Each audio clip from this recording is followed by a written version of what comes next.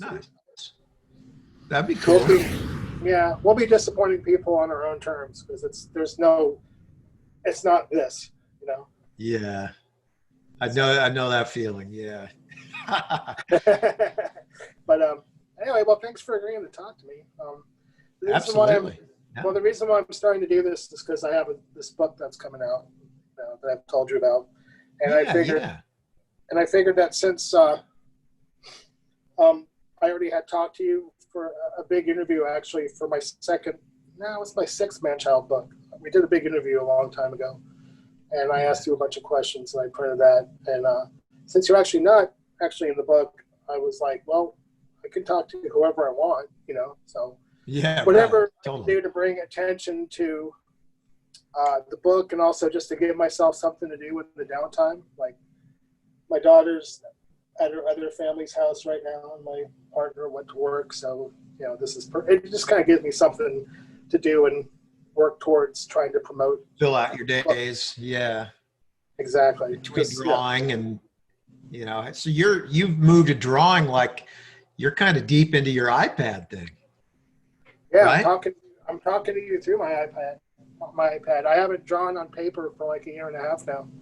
It's interesting that you've just kind of you just headed into another thing. That's pretty cool. It's been great. You know, I mean, Photoshop and all that kind of stuff, I don't really deal with that anymore, you know. So I've just been basically, you know, this year I've just been staying away from people, drawing a lot, you know, almost every day, and was able to get this music thing with Mike started, you know, from time to time, and you know, we're just gonna keep going. And luckily, people still seem to want artwork. I thought for sure I'd be out of a job, but it turns out that maybe because people are at home a lot more, they're not spending as much money. You know, they might want more stuff that's art related, or a T-shirt. You know, the T-shirts, that didn't hurt. Drawing 50 T-shirts before this all started, you know. Yeah. So I've been doing pretty good. That's awesome. Yeah. I mean, I don't want to, man, I'm doing great. I don't care about anybody else, but I don't want to come off like that. But things haven't really been bad at all. Yeah. Good. And for you, that's good, because I know a lot of people, I think are probably really struggling, and I'm not that social anymore. So like, you know, not like there was some seismic shift or something like that, but I'm a dad in the throes of, you know, maybe the last years of parenting. You know, my kids are on their way out the door. They're old enough for that. You know, I got 16 and 18. So, 19 now. Oh my God. Scary. So, you know, my kids are on their way out, you know, right. And, you know, so like, it's nice being home. And I guess I got into a rhythm, you know, with the band where I'm gone a fair bit. You know, we'll travel, you know, we don't do anything long. About the longest anything happens is maybe 2 weeks if we go to Europe, because that's, you know, enough of got to fly all the way over there and fly all the way back. So we might as well get some stuff done while we're there. But otherwise we fly out, you know, on Wednesday, play Thursday, Friday, Saturday, fly home Sunday, or that kind of thing, something like that. And that's worked out great, you know. So when I'm home, I'm just fully embedded, you know, in home life, and we don't really we have friends here, but not tons. And so most of my social life is out there, out in the world. And so, you know, that it's weighing on me to not play. I miss seeing the guys. I miss doing our little thing that we get to do and seeing sure play shows, you know, but you know, interestingly for us, you know, we had been planning on making a new record this year. Well, we are making a new record, but so we were taking less shows anyway for this year. It so happened. So if we were going to get nailed in this way, now was as good a time as any, I guess, you know, because especially since, you know, well, we were thinking about this anyway, and we can't really do the other things, so we might as well just kind of go into to doing this. And totally. I know that reading some, you know, stuff that you've said in this last couple of years, or reading a few interviews that you've I think you had like this kind of idea that you wanted to try to be more of a songwriter, more so now than ever, and that you've actually. And I'm not trying to quote you or anything like that, but that's the idea I get is that you were trying to, I don't know, just be Totally. Well, it's funny. prolific. Yeah. Well, I came, I mean, as far as like a long-term trajectory of it, I've, I started playing music when I was young, like 9, and I started playing out live when I was 11, playing just covers, playing acoustic and in a shopping malls and, making tips that, busking basically, and that Yeah, kind of thing. And then, I started trying to play in bands. Well, then at 14 or so, I think I was probably about 14 when I got into punk rock, and I tried singing it, and I found myself hilariously incapable. Like I have not a shred of aggression in my voice. There's nothing. My voice is clean, clear, and low. Absolutely ill-suited to hard rock music of any description.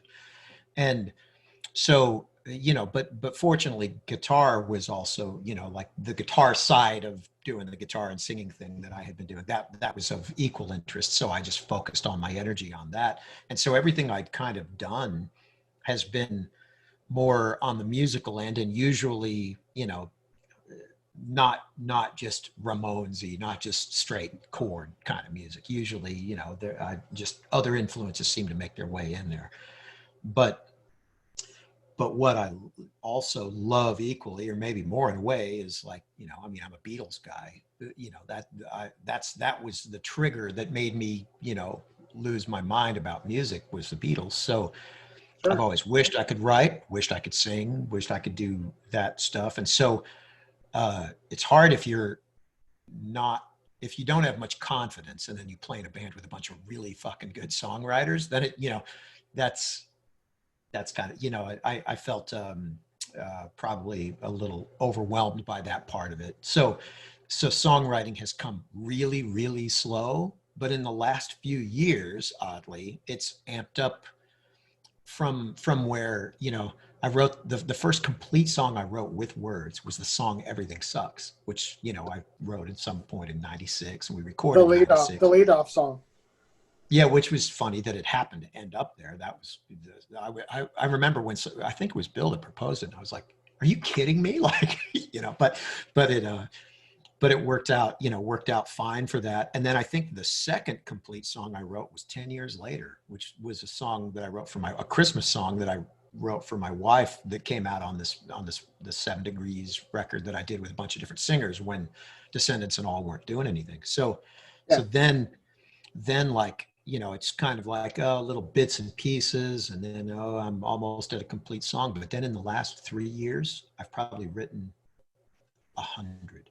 It's stupid. I don't know what the fuck happened. It just out of nowhere, boom. I've just been, now a lot of them are very iffy in terms of lyrics, and it might be like, oh, I got like 2 lines and I got just gibberish, but melodic gibberish with a very, specific phrasing, and it doesn't necessarily even have words. But Right. we have a lot of songs that we've been working on where Milo will take Milo, it so happens to have been Milo in the last bunch, but the other guys too, will take these funny things that I do. They're halfway between a vocal and a lyric, and sort of use the sounds to construct words out of them and sort of help me finish my songs. And I've gotten a handful of lyrics done all the way to greater or lesser, quality level, who knows, but it's, yeah, funny. And then in a 6-month period, a recent 6-month period, which ended abruptly, I seemed to just dry up out of nowhere. But Yeah. I think I wrote, I don't know, 70 songs or something in a span of like, 3, 4, 5 months, something really weird. And it was, whether all of those are good is strongly Yeah, unlikely. but But just if a fourth of them are good, that's fucking awesome. right, right. Well, just Coming from where I the was coming fact from. that you got all this stuff out of you, and it's like, whoa, you weren't necessarily trying to write 80 songs or whatever. It just happened. Yeah, it just sort of happened that way. And I would come down here in my basement in the morning, and I would just sort of let it happen, and then I'd kind of build upon it and make something out of it and then move on. And so that's been interesting. Yeah. Like now I Yeah. seem to, but on the other hand, what that has meant is I don't play the songs that I've written have been completely unlike the kinds of things I normally have contributed to my bands over the time I've been in them. So they're, more poppy, more straight up melodic poppy music. And so I don't know if all of it's really, I don't know how well all of it necessarily, whether it would sound stupid or what, So we're sifting through all of that crap now. And of course the guys are all, all regular songwriter guys are still working on theirs. Right. And they probably got their batch of songs the way they always have their batch of songs. But you've written, but you've always written music. Especially, I was thinking about this today, that I was thinking of the first All record, and there's that one kind of weird heavy song that I think you wrote, I'm thinking with Dave Smalley, that ended the record, that sort of Auto Wreck, or I think it was called Auto Wreck, maybe Amuse or Amuse. Yeah, there were a couple. Yeah, there were a couple. Which is kind of, I don't know, that we'll get more into how you used to write, I'm guessing, but you always brought in, that was your music, and you always brought in this sort of different influence than a lot of people, guitar-wise, because you would do crazy things like use minor chords, and you were into prog rock instead of punk rock at the same time, my Vishnu Orchestra and stuff that I'm sure other people that ended up being punk rockers did, but that's sort of kind of out of the normal. Like you probably like Frank Zappa, I'm guessing.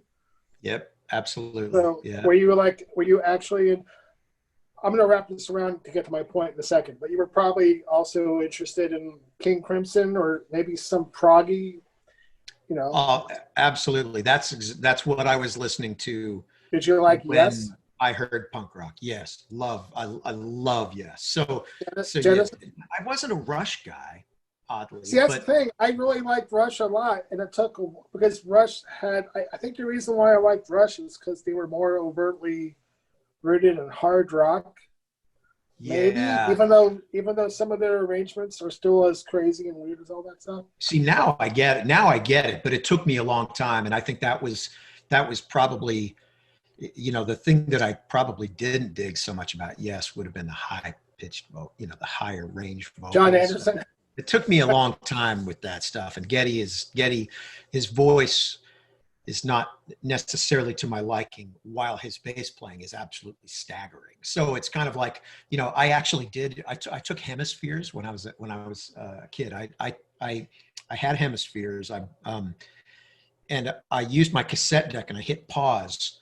I tried to time it really well. So everywhere, I knew the record really well. And anytime Getty sang, I would hit pause and then turn it back on when it came to parts where I knew it was going to be like a big thing. And I made kind of like a long instrumental version.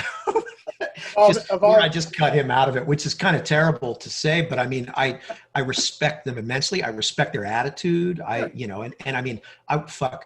imagine every possible good thing about Geddy Lee. You see the guy in an interview or whatever, he just seems like a total badass. They had such a great attitude towards music, but his voice was not to my liking. So you like Hemispheres despite this. Well, his singing's an acquired taste, but it is. And the funny thing is, I don't know why it bothered me, because there's,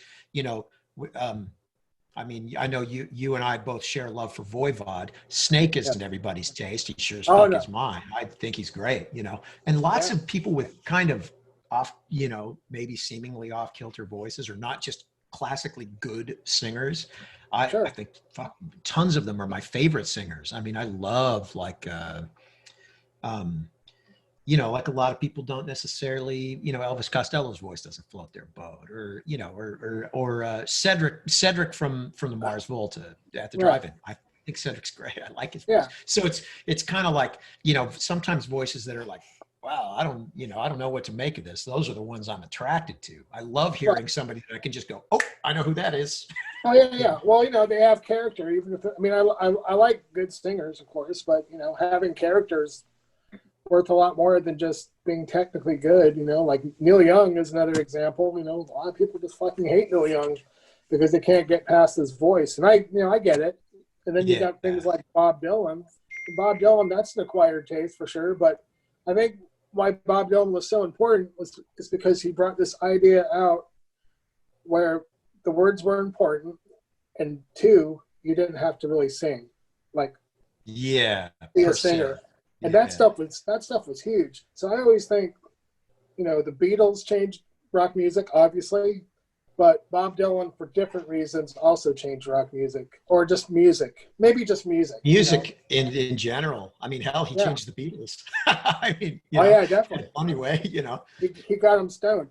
Yeah. But let me try to wrap this around. So the reason why I brought up your earlier songwriting is because, and I know this is probably not where you normally would be now, but I loved all the oddball guitar stuff of like after you and Carl joined the Descendents, and when that drifted into all, I couldn't help but notice that where you were coming from was sort of this oddball guitar place that I really enjoyed, because I already enjoyed the stuff that maybe partially influenced that, like you like Greg Ginn, obviously. I mean, and then you end up in the situation decades later where you are basically called on to be in Greg's spot, so to speak. And Yes, somebody's got to hold down that part of it. Yeah. yeah, so there was that, and then I'm not sure if you actually had heard VoiVod yet, but everything I heard on like those first 3 or 4 all records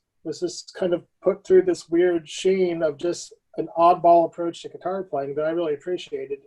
And not just how you played on other people's songs, but even with like a song like Amuse or future songs that would end up sporadically appearing. But and then at some point you told me that, well, that was all good and everything, but sometimes I just would rather write a catchy sort of song or melody because of of your other influences. But I just want to say, technically, and as a fan of oddball stuff, that I always really loved everything you like. Alroy's Revenge, just and Alroy Saves, regardless of how you feel about the production. That's really Yeah. crazy. That's really crazy music. And the one thing that you and Carl and Bill have done, that's very unique, is that you have your own voice of music, which is not something that is easily done. And you've always had. I'm going to let you answer a question. I have to just think of a question first. I'm just kind of in the middle of all this, but you've created this thing that's very unique to the three of you, no matter what. So I guess if I have to ask a question to end this rambling thing about your playing is, oh God, how do I sum it up? This is where I get to edit it, so I sound more intelligent than I do. Like, are you aware of the fact that you guys created something that's uniquely your own, regardless of what's going on around you? And then the other thing is, like, why the shift away from oddball minor chords and in my mind, this sort of kind of Greg Ginn at times, if you want, kind of prog rock, if you want, kind of metal, kind of VoiVod, kind of King Crimson.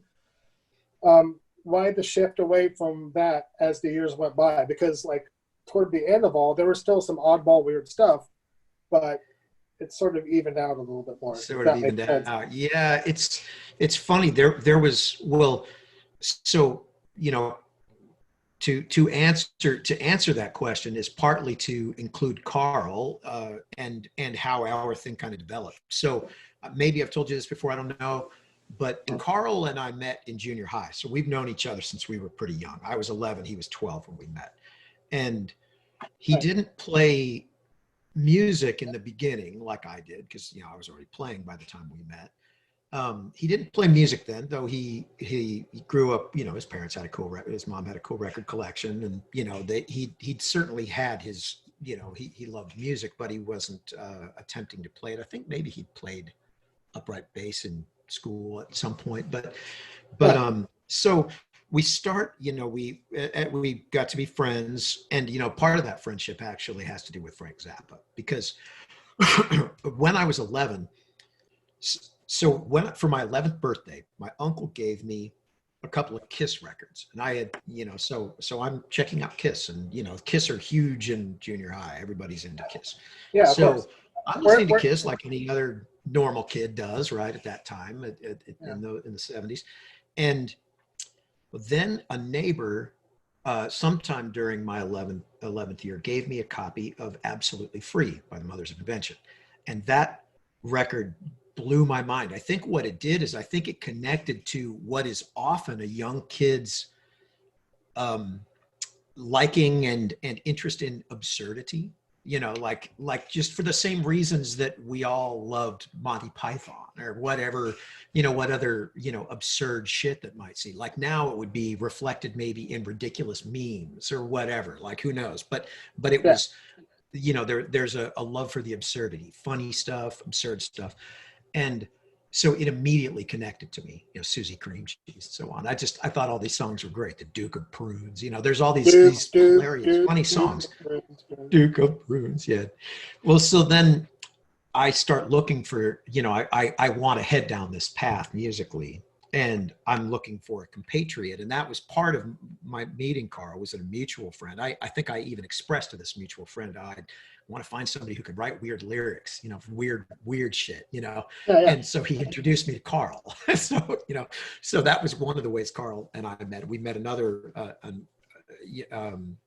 both going, trying out for a talent show too around the same time. So that was sort of how we ended up becoming friends. And so then, a couple of years later, I need a bass player in Massacre Guys. We need a bass player. So Carl joins, and by then it's funny. I had this band briefly with some friends called the Big Fish, and that was, I guess I was 14 at the time, and that was a new wave. That was kind of a pretty new wavy sounding band.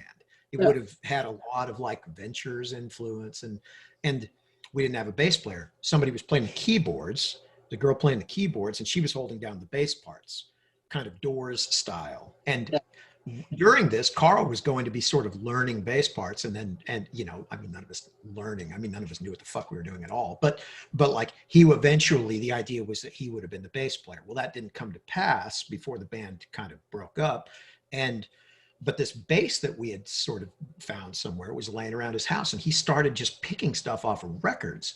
And so a couple of years later, Massacre Guys need a bass player. And by then Carl was, competent enough to step into that. And he did that. And I think we noticed somewhere between the various music, all the music we were listening to, that the stuff we liked the best, the guitar and the bass did not follow each other in a Ramones-y style, like, okay, we're all going to play these kind of box patterns. We started noticing the bands that had, that definitely did not play exactly the same thing together. And so we tried to develop a language when we were kids, before we knew jack shit about music. Not that we know that much more now, but we definitely didn't then.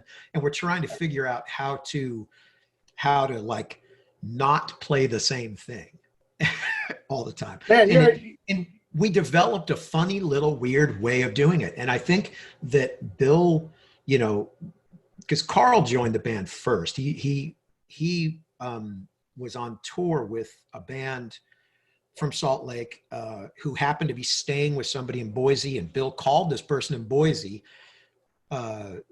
looking for a bass player to replace Doug when Doug left, and this person in Boise couldn't take, he said, I can't do it, but there's a guy here you should talk to. He's really good. You should talk to this guy. So they get on the phone. And of course, he knew who, Bill knew who Massacre Guys were. We'd opened for Black Flag and stuff. He knew who we were. So loosely speaking, he's like, yeah, I know who you guys are. So anyway, Carl goes out, they jam and join. I call to congratulate Carl. I find out they need a guitar player. So I come out a couple weeks later, and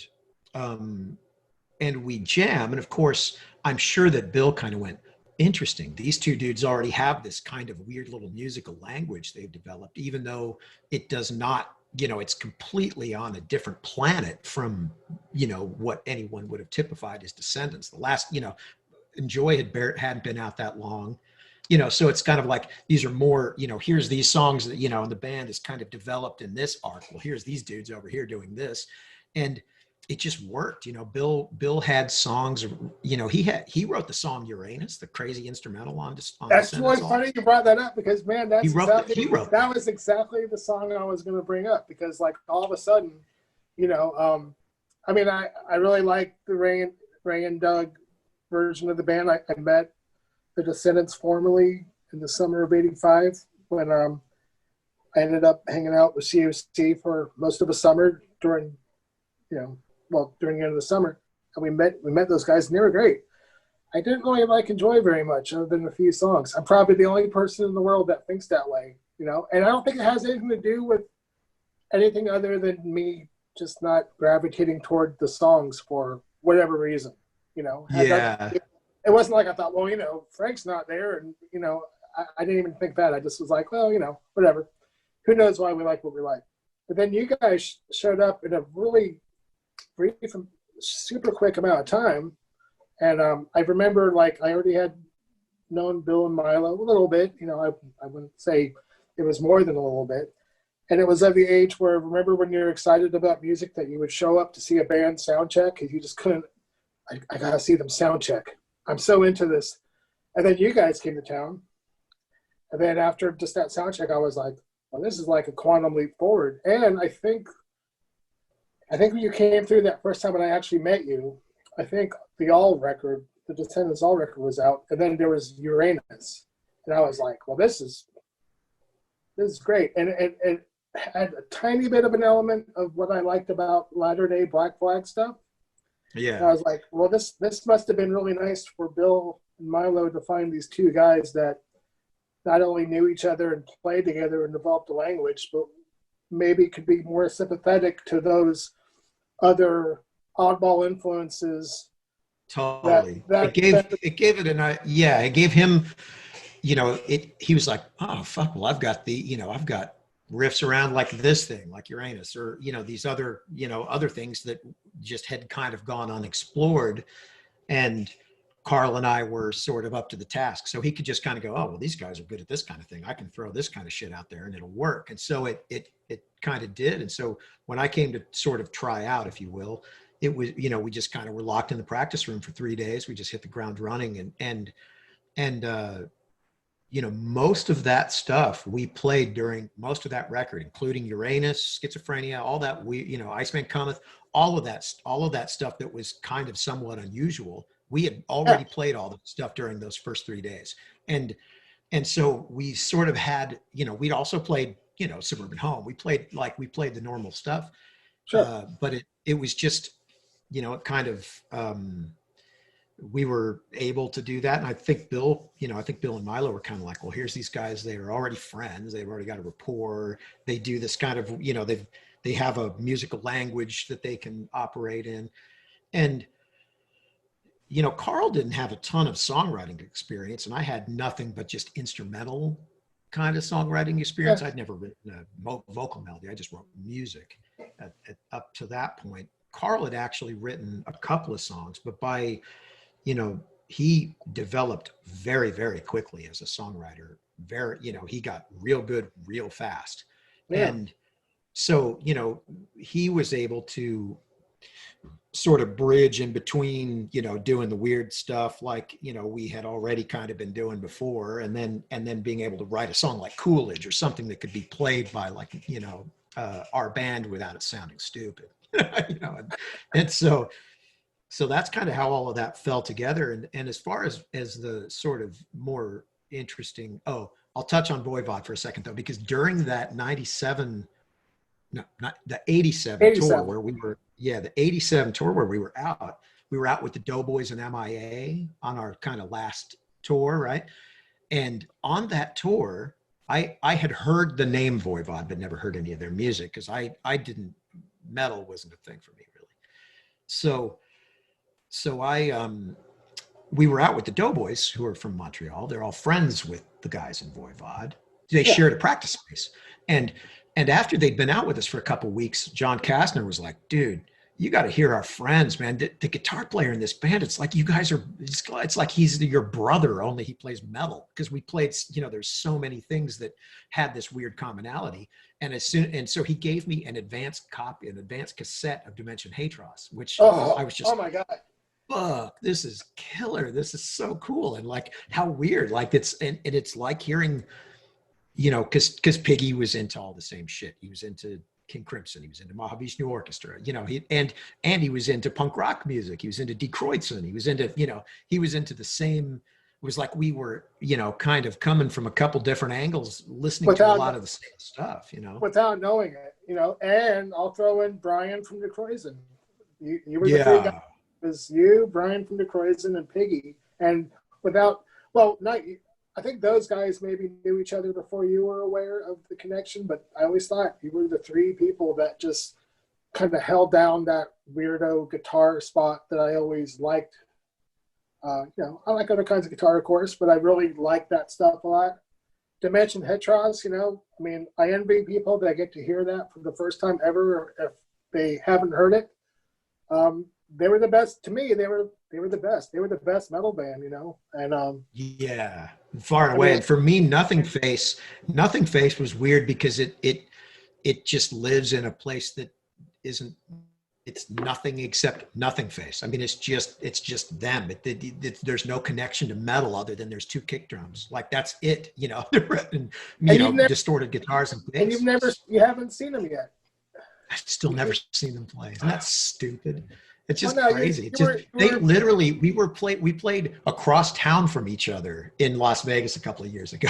And I'm just like, fuck, I'm messaging back and forth with Way, and I'm just like, God damn it. And they came over and caught the last couple of our songs, but then they had to split. So I met them. I never met Piggy. I think I met Away and Snake in Doughboy's practice room, like, hey, nice to meet you guys. And, that much, that was it. And then I think, I've sent you that song that Snake and I did together. Yeah. That was really good. Which was fun. That was kind of cool. So VoiVod,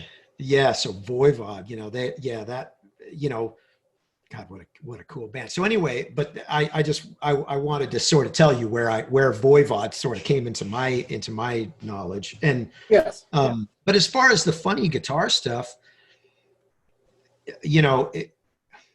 I guess, would have been probably somewhere in the mid 90s. Somebody gave me a cassette of an Elvis Costello record called Mighty Like a Rose. And at that time, I was probably listening to like the Outer Limits. I was probably like fully like, the kind of stuff I would have been into would have been that side of the thing. Well, I got this, somebody handed me this cassette and I was like, oh, Elvis Costello, I used to love him. I'm going to, check this record out. And I just went ballistic over it. There were some songs he co-wrote with McCartney, and it just looped me back around into melodic music, which I hadn't paid attention to for a long time. I just wasn't, I didn't really, I'm sure there's plenty of melody in music I listened to, but it was like, here's a whole thing. There's no distorted guitars here. There's no aggression. There's nothing. There's just smart lyrics, interesting melodies, cool music. And so I started, I think that's probably the record that started getting me kind of reinterested in trying to write melodic music. But now what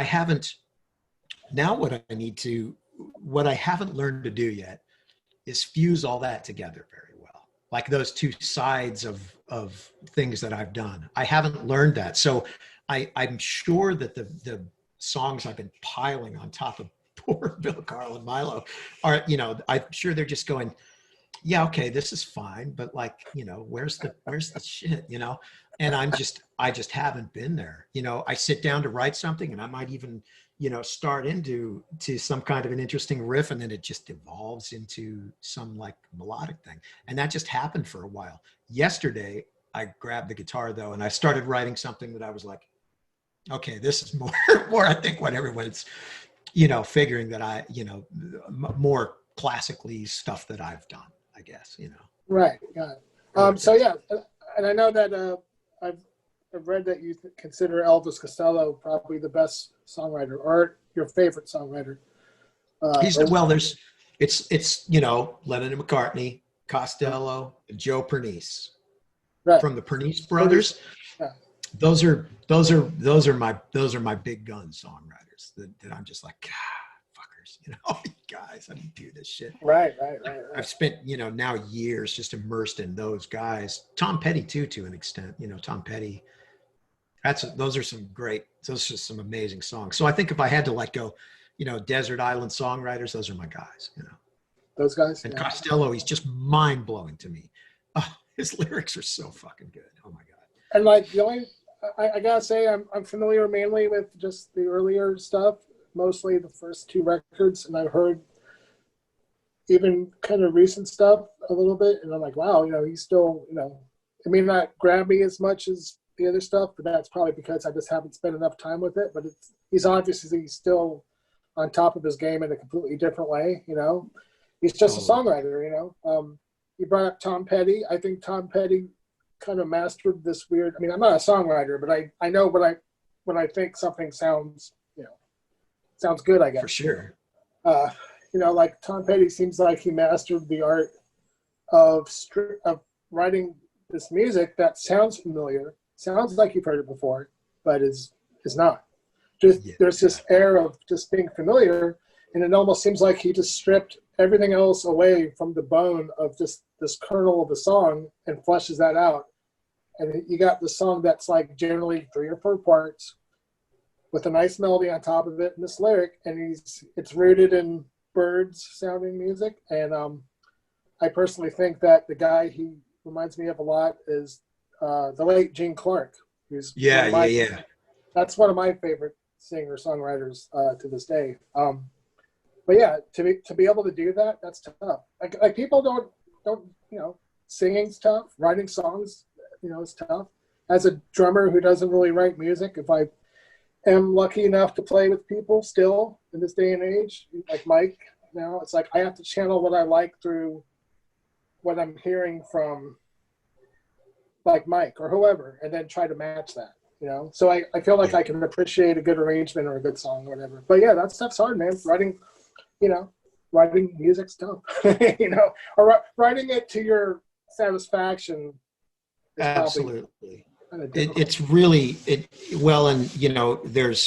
there's every level of imposter syndrome, just where I'm like, who am I fucking kidding? Like that's usually what happens is there's like a little bit of a high that happens when, like, okay, I got this thing, I think it's pretty good. And then, a couple days later, I'm like, oh, fuck, this is terrible, and, but then like a few weeks later, I might go, actually, this is okay. And, so it's just kind of it's a struggle. It's hard. It's really hard. Songwriting is really hard. And it's funny because it's, I got out playing in front of people when I was so young, and it was just second nature. It didn't bother me, it didn't seem uncomfortable. Yeah. Nothing about it seemed weird. Well, if you start writing lyrics then, like so many people do when they're young, when you're young before you get your head all full of bullshit, then you can just keep doing it. You can maybe but I didn't do that. Lyrics didn't come. I tried a few times. I was like, oh my God, these are so terrible. I wadded them up and threw that shit away and never looked back. And so, then when you're in your 40s or whatever, and you're trying to figure out how to write, it's next to impossible. God, it's so fucking hard. And it's, I wish now that I would have persevered through, writing more and maybe figuring that out, or, that I had a better connection to the language, or something, more education, something. I don't know. Right. Sure. I have to ask you about this one thing that came up a long time ago that I'm always still wondering about, and I probably already asked you this, but just for the sake of the interview, I read recently that, and this is something that you don't have anything to do with, of course, because it's apparently Bill said something that there's this first set of Descendents songs that the original Frank and Tony version of the band recorded. They were all songs that were generally around the Fat EP era before the songs for Milo, and that A long time ago, Bill, Frank, and Tony recorded all those, and one of the things that is coming up is going to be getting Milo to actually sing those songs the way those songs were, which is kind of exciting. And the reason I bring that up is the other thing that I remember hearing about a long time ago that never materialized was this time period where, I think it was before Bill got sick, that there were these instrumental exercises that were rooted in sort of trying to be like, have a certain amount of improv, I guess, and like maybe not necessarily jazz music, but maybe the attitude of some of that stuff. And that was talked about a little bit, and nothing ever happened afterwards. That was a long time ago. Is any of that stuff being planned for anything? Or if you listen to that stuff now, is everybody like, yeah, we really didn't know what we were doing. Let's just not worry about it. Well, so the stuff with Frank and Tony, that stuff has been recorded now. I mean, it had already, musically they had already done it. Milo has sung it. So that, this is interesting because this is the group of songs that existed from, some of them probably go back to Ride the Wild, right? And existed through the Fat EP up into Milo Goes to College. So this is really, it covers kind of a weird range of their time and their development. Because if you think about how dramatically different it is between Ride the Wild and the Fat EP, that shows already like, what the fuck happened to these dudes? So, so already there's this, this kind of weird broad thing, but they've recorded that now. I think it's mostly mixed, and I don't know exactly what will happen with it, but, it's still, they're still kind of, Bill's still working on it. So I haven't, he's been like holding, I'm like, where is it? Hand it over. But he's like, he wants to get it finished before he hands it over. I understand. So he's been working on that. And I have heard little bits of it. And I was actually there when they tracked a lot of it, which was so fucking cool because,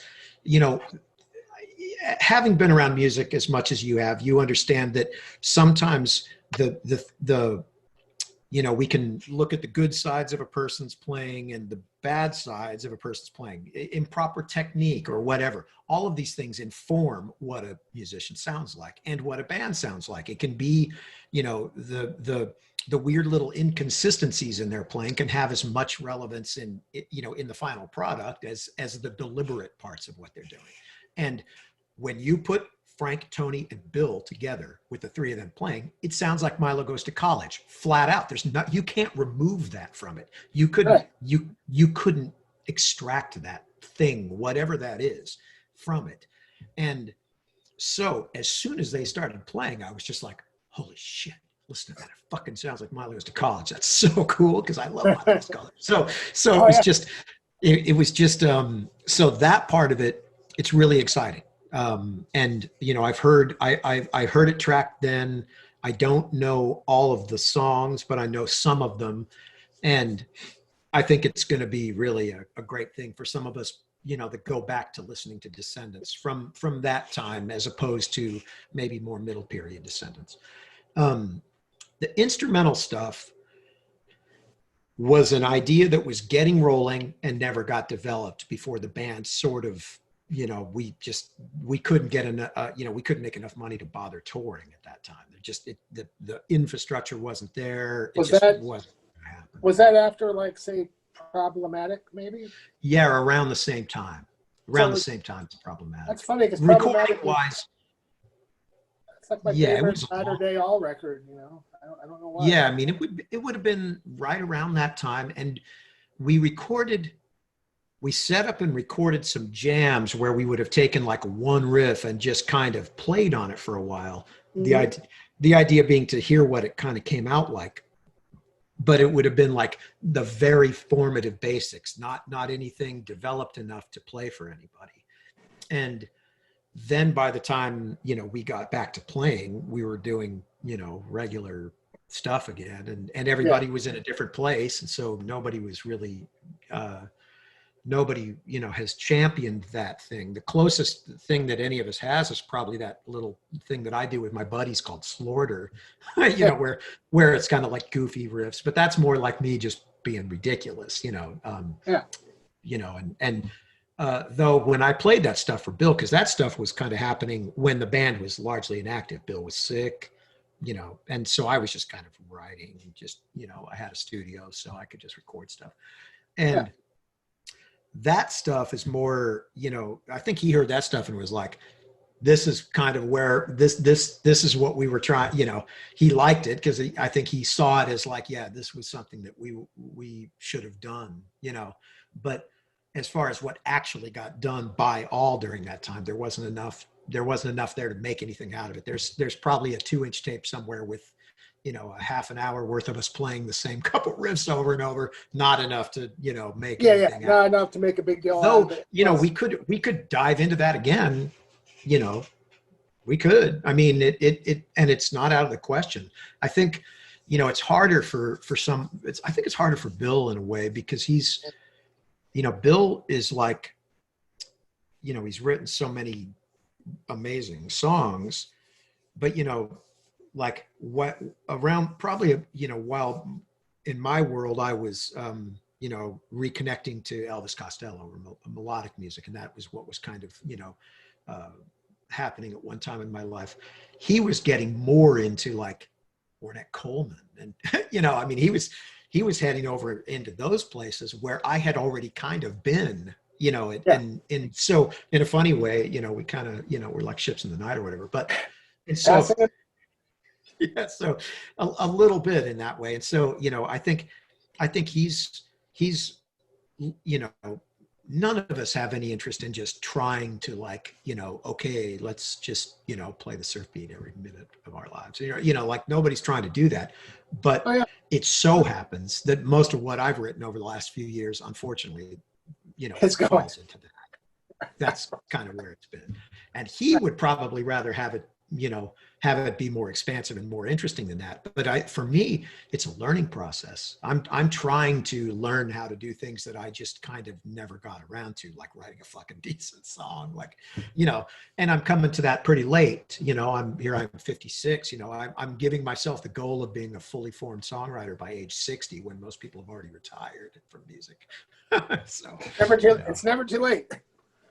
That's kind of how I see it. And, you know, but lately I'll say that working on our record has gotten me more interested lately I've been like, you know, I don't listen to a ton of music, I guess, which is weird. I mean, like lately when I do listen to music, I listen to Guided by Voices. That's what I've been listening to lately.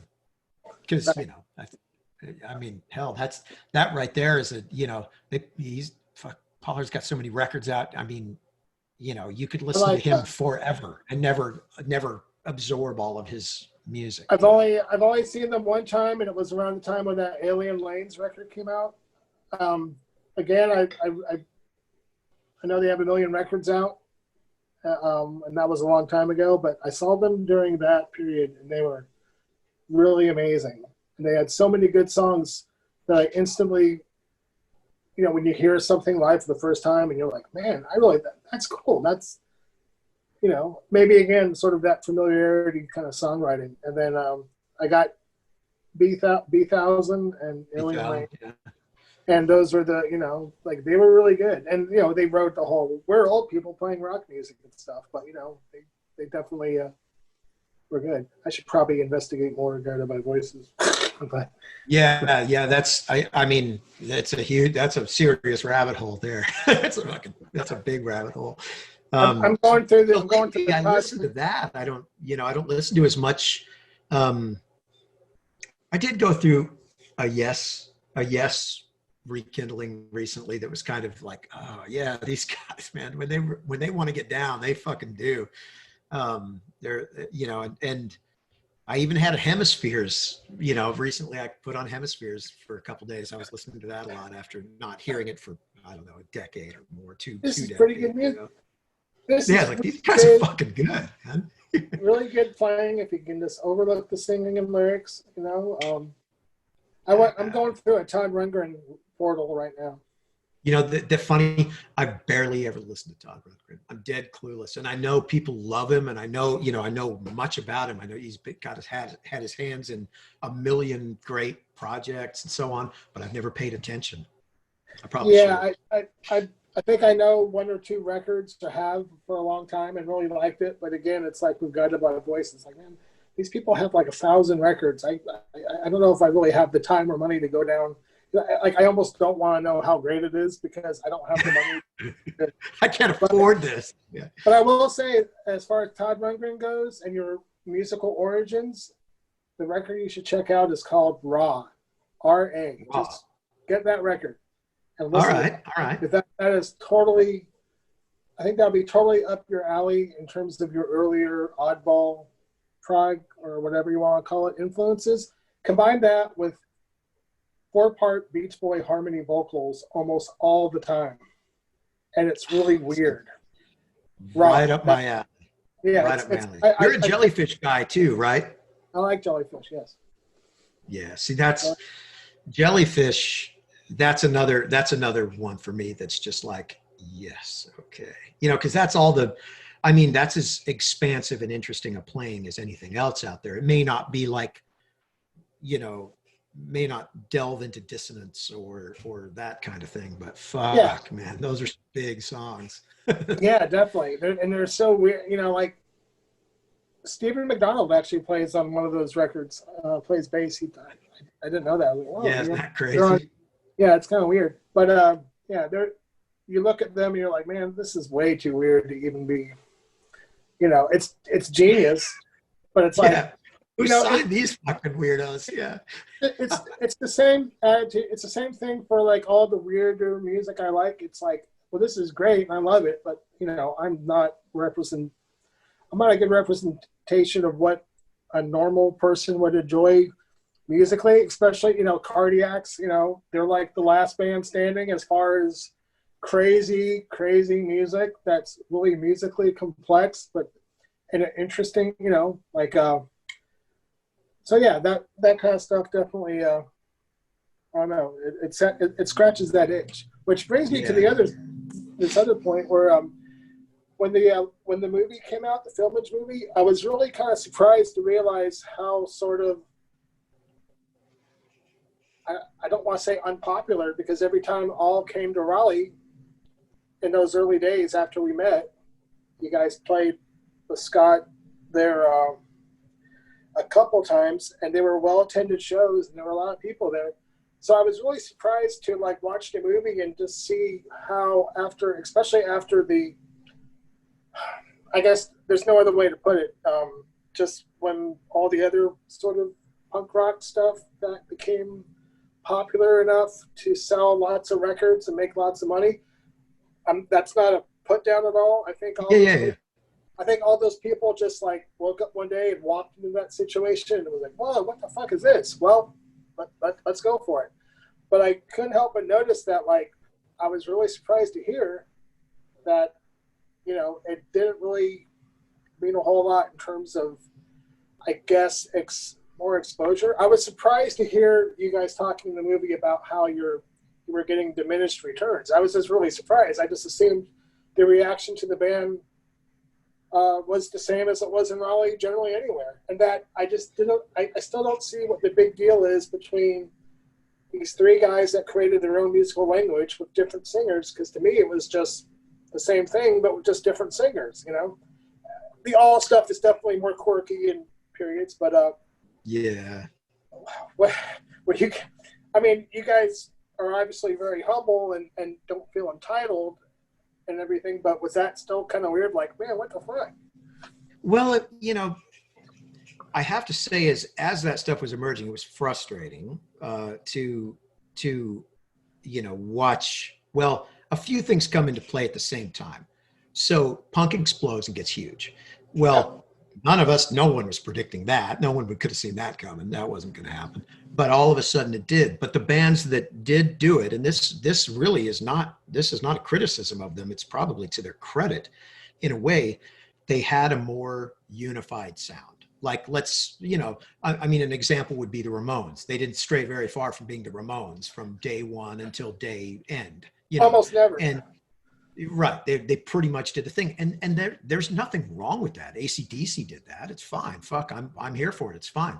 But Yeah. all was born of this thing where like the more different everything could be from each other, the better. And that worked, I think, in some ways against us in an environment where young people were, finding a niche and going, "Ooh, I like this niche I found. This is great." And, so when I discovered punk rock music, it was like the first thing I bought was Nevermind the Bollocks, which blew my mind, and that's what opened my mind to it. The next thing I bought was a compilation record called No Wave, not No Wave in the New York, not that No Wave, but like No Wave in that it was an A&M Records compilation combined with some IRS records, and it had the Police, and it had the Dickies and the Stranglers and Squeeze and Joe Jackson, and so it had this weird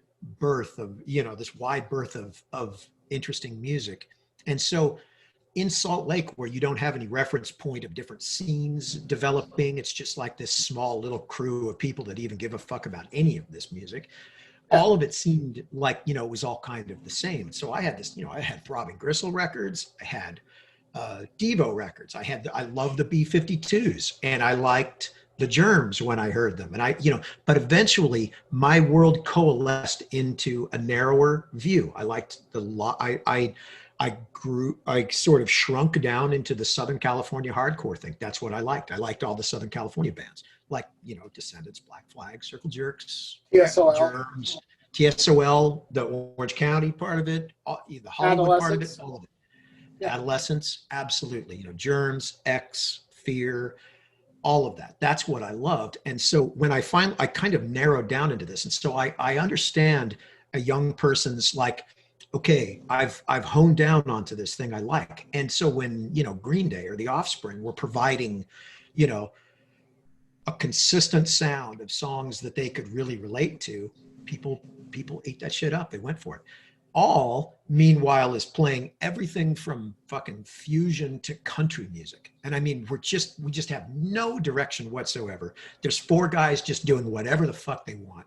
And so I understand, that we come as a little bit older guys, that kind of a thing would have seemed appealing to you and I. We would have been like, oh yeah, somebody who can fucking do all of this. What a badass. Right. We would have seen that as a selling point. Instead, for us, it was the thing that tanked any interest in our band. We didn't have a focused enough sound for anybody to give a shit about, and people were losing interest in stuff with high variety like that, I think. Oh yeah, for sure. Yeah, I feel like, obviously I was, and we're both roughly, I'm a little younger than you, but we're sort of from the same generation. I think, having too much variety maybe had something to do with it, but also, as a listener, I was too old by the time all that stuff came about. I was too old, and I was probably more opinionated when I was younger. Of course, for just being stupid and just whatever, like thinking it mattered. It's normal. Yeah, it's normal.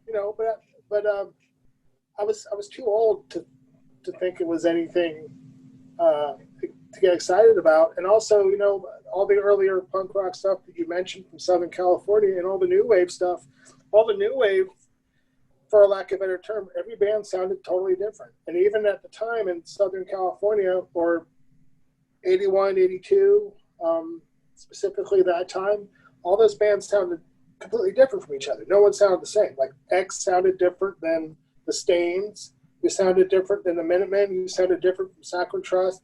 You sounded different from the Dream Syndicate or the Gun Club. Everybody sounded fucking different. Yes. So that was how I was kind of raised. But of course, a couple of years later, hardcore came, and it was like a short-lasting phase. More or less. Like, how fast can you play? How many bands are really good doing that? Well, it turns out there's about 10, really, when all is said and done. Yeah. And then so by the time all this other stuff happens, I was like, but I understand how important that stuff is. I mean, it took me a while. You know, I understand the impact that had, or like say Nirvana. Like I always thought Nirvana were okay. You know, I mean, he wrote some good songs, but I really think, you know, it was just timing, because by the time they came out, I was already through all those their influences as a, you know, a listener, I guess. But again, I understand how significant they were, and all the, like, you know, all these other bands were to people, younger people getting into music, and how that was probably a gateway to other things. You know, it's not a race or a contest, but that is the distinction of the difference of that stuff. Absolutely. And then, And I totally agree with that. And I think I think it, you know, it's a, you know, when I think about it, I go, well, okay, so like all of a sudden punk rock is, you know, big on the radio. Do I think this is better music to be played on the radio than a lot of other music? Fuck yeah, buddy. Way better. You know, I'll take it. Like, so I was kind of like, yeah, okay.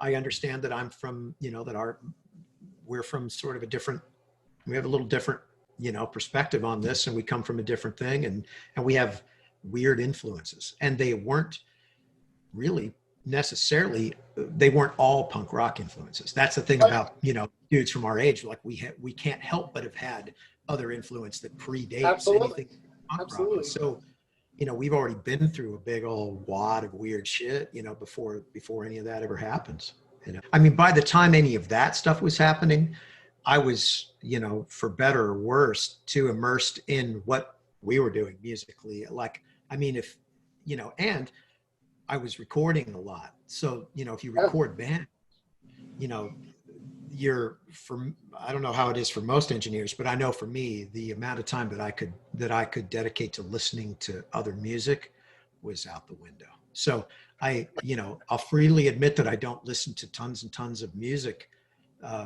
You know, I tend to gravitate back towards stuff that I know that I love, because I only have these kind of limited times to listen to it. And so if somebody, you know, if I get a high recommendation, like I'll be checking out Raw, somebody gives me a good recommendation, then I'm going to be like, yeah, okay, I'm going to investigate this, because but if someone on the internet says you should check this, well, maybe, well-meaning comment, well, you know, maybe, we'll see.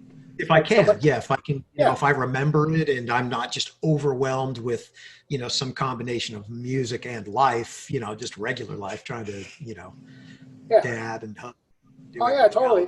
You know, I don't sit around and listen to I don't sit around and get a chance to listen to music all the time. So when I do, I'm like, oh, okay, cool. And I always listen to music when I draw. To this very. Oh, is that right? Yeah, I never. So. They're tied together for you, kind of? Yeah, they're totally tied. That's why I draw so much music-related stuff, because generally the Temptations are awesome. I'm going to draw the Temptations with David Ruffin when David Ruffin was singing, because, you know, David Ruffin was awesome. Dennis Edwards is awesome, but let's do the earlier version of the band first. You know, that's generally, I'll be listening to it and I'll, like, you know, and then I'll try to match my mood of enjoying the music with enjoying what I'm drawing or whatever. Yeah, that's kind of sense. Well, let me ask a couple more questions and I'll let you go. Okay. So thank you very much for doing this. Absolutely. Glad to get to hang and do really it. Awesome. Yeah. Uh-oh. There you are. Now you're back. You were gone for a second. Yeah. I came up. Well, I got to ask about Flag just for a little bit, because I always go back and forth with Black Flag. They changed my life. They were one of my favorite bands ever. And this is going to go into this thing where I'm going to do this crazy thing of not bringing up the tensions and all the history and all the drama that's inevitable for human beings that are involved in something like an intense music scene or a record label or whatever you want to call it. You know, that obviously was played out. So I'm just going to approach this as a fan of Black Flag, which is, I know what you are. How did all that stuff start, and how did it end up that you were going to be the person to, like, play guitar for that? Like, see, I think that you guys played at the Santa Monica Civic or somewhere. Yeah, like that's what happened is, you know, so after a long time of not really any kind of connection Chuck and Keith ended up kind of talking, and they ended up Yeah. doing a few songs with a band called No Age together, Yeah. like maybe at a party or something like that. And so that happened, and then maybe there was a couple of times where that happened, where Chuck and Keith kind of got together, talked, hung out, played a few songs with people. Well, then when Golden Voice was doing their 30th anniversary shows, they approached Chuck and said, "Hey, what are the chances of Black Flag playing?" And he said there are no chance of that, but since Bill and Stephen are going to be there, maybe those guys could play and we could do a few songs as a surprise. And that's exactly what we did. We got up and just did the Nervous Breakdown single, the four of us, before Descendents went on as kind of a surprise thing. And this was this place exploded. It was fucking crazy town. And I mean, for me, of course, I'm just geeking out. I mean, this is my, short of the Beatles. I mean, Black Flag was my, if the Beatles are number one, Black Flag's probably number two for me. I mean, they're just, I'm huge with every era of it. I love all of it. So I'm up there just like, okay, I'm just going to do my best. And it worked, and we had such a good time together that we thought, well, of course, then, immediately Keith and Chuck are getting questions about, shows, and so it was like, well, okay, fine. So we thought, okay, we'll see if Des wants to, get on board. That'd be fun. We could make it into a thing. And it's worked out to be a really good chemistry. We have a great time doing it. And for my part, how do you fill the shoes of your, probably favorite guitar player? You can't. And it's impossible to sound like him exactly. He just, it's like the thing we were talking about with the weird sway between, the things you're deliberately doing, the things you can't control that sort of define a lot about your playing. Greg is a perfect example of that. You can't sound like him. You can't ape his thing. But Bill had spent so much time with Greg over the years and asked Greg to show him exactly how the parts went, because the Black Flag records are blurred. It's hard to know exactly who's doing what. So I've had some insight into exactly how certain things were played in ways that you couldn't easily pick off the recordings. And so I've done my best to just try to, frame that, and just hold that part of it down that needs to be held down. And as time, it was funny, after, I'll tell one quick story on it. As practices started and our first shows kind of coming together, Chuck said to me one day, he was giving me a ride to the airport or something. He's like, "You need to be much less passive about your guitar volume." Because he said, this is part of the sound of it, because here I am trying to be Mr. Group Guy, trying to make sure I just fit in, don't step on any toes or do anything. He's like, "No, you can't do that. If you're doing this thing, you have to do it this way." And so as time went on, I grew into that. I started, becoming more ambitious with the volume and understanding that, if I'm going to play that part of it, I'm going to have to be fucking loud and have to be, do it in that way. And so at some point in one of the tours, I delved off in the middle of Damaged One into solos, which don't exist in Damaged One on any of the recorded versions. One day, fuck it, what the hell. So I just went out there, and it was universally like, yes. So at a certain point, I started feeling comfortable enough about it to try to represent the parts that I see as crucial, that my favorite little sections of solos or whatever, something that makes it recognizable as what it was. Yeah. And then also to expand upon it, because that's the nature of what that band was like. And so that I found comfort in that, and I have a blast doing it. It's so much fun to dive into those songs. These are great characters to be around, all of these guys, they're wonderful guys. Most of them now have, these are certainly prickly, these are guys that can be a little more complicated. They've ironed, now I think everybody's, they've found themselves, they know themselves, everybody's cool. But it's a little weird, that stuff, these guys are intense. You wouldn't have been in Black Flag if you didn't have that level of intensity. And so It's been a blast, and we hope to do some more. We never did a proper Northern California run or really went into Western Canada. I imagine, assuming the world can right itself again after the mess we're in, that we'll, do a handful more shows at least, and Yeah. hopefully, so far response is generally real good, People Yeah, seem yeah. to dig. Was Keith there any? is just fucking on fire. Keith is just, how often are you going to see? Yeah, Keith and Chuck, it was amazing constantly, just to see, the energy level those two guys put out still. It's just fucking mind blowing. Plus, it's nice to watch Bill emulate Robo in such a efficient way, which is hard to do. Yes. Because that drumming, he was the guy sitting there just watching every single iota of what Robo did. Nobody knows the thing the way Bill does. I mean, he plays Robo's parts. No, he plays perfectly. Absolutely perfect. And also, like, that first single, the first stuff Bill was on was, and nobody ever talks about this, and I actually brought this up in my interview with him for my book. It was like, nobody ever talks about side 2 of the the TV Party single. Where, like, the TV Party single doesn't really need to exist except for side 2. As a fan, no offense to anybody, but like I've got to run in my rules, or like that's Bill's first stuff, and he's obviously playing in that hard to play and duplicate style. It's almost like similar to Phil Rudd from AC/DC, or like how many AC/DC covers have you heard? One of them he does the Mayaj roll.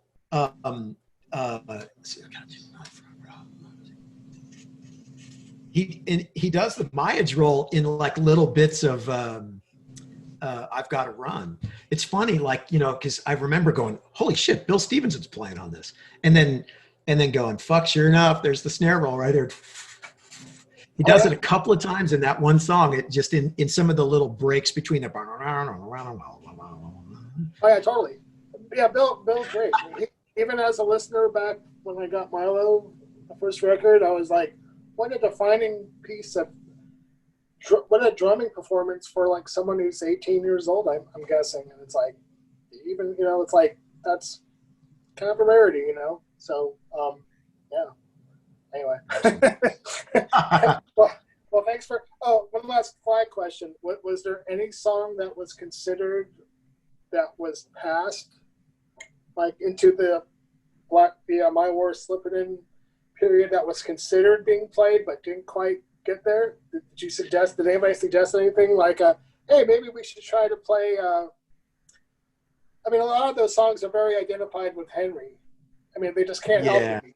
They just can't help but be identified with them. But it's like, man, maybe we should try to play, I don't know, Black Coffee or, No, it's funny. That stuff, I think there was an effort because of the various complications, and it's already complicated enough. Sure. But I think there was interest in trying to keep it to stuff as much as we could, to keep it stuff that this particular group of guys was connected to. Which was now what we didn't do though. Yeah, now My War. Chuck wrote My War, so that's that made sense. What we did, I want to say we were practicing Modern Man, which we should have probably done, which is a Chuck song, and it's one that I think Modern Man was being done in early.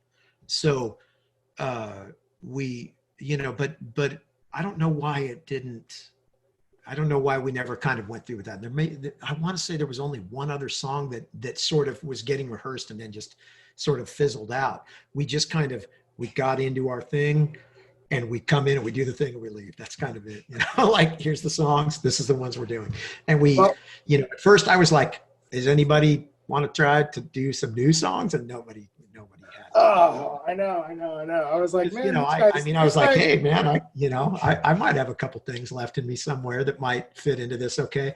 But there was never, I think it was kind of like, no, let's just, let's not try to, let's try to give this, proper, excellent performances, with the energy that these guys brought to it, and let that stand. And it has worked fantastically. And I love it. I look forward to doing more of it. I hope we that It's just a blast. And it's nice because we don't do so much of it that it burns you out. It's just like, it's like, oh, okay, I'm going to bust out into the gnarly stuff for 2 weeks or whatever. And then I won't be hearing it again for another year. And it's, there's a big physical challenge to get up to playing that stuff. It's hard to do.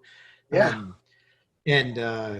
So it's really fun, but I think every time we get together now and do it, we have more fun. It becomes increasingly more fun as time's gone on, that's cool. It hasn't become like, we have a blast. We enjoy each other's company. And so it's pretty awesome, Cool. Yeah. Well, I better go. I have to go. I'm picking up a dog tomorrow. We're getting a okay. pet. So we talked for an hour and 20 minutes, and I wasn't going to ask you anything after this. I was like, this is a good place to, I'm glad we got to, and I'm glad, it's good to talk to you, and it's fun talking to somebody who, we're in the same, we like so much of the same shit and same, kind of age range, and it's a lot of this. rare. I don't usually get a chance to do this, so I'm equally as delighted.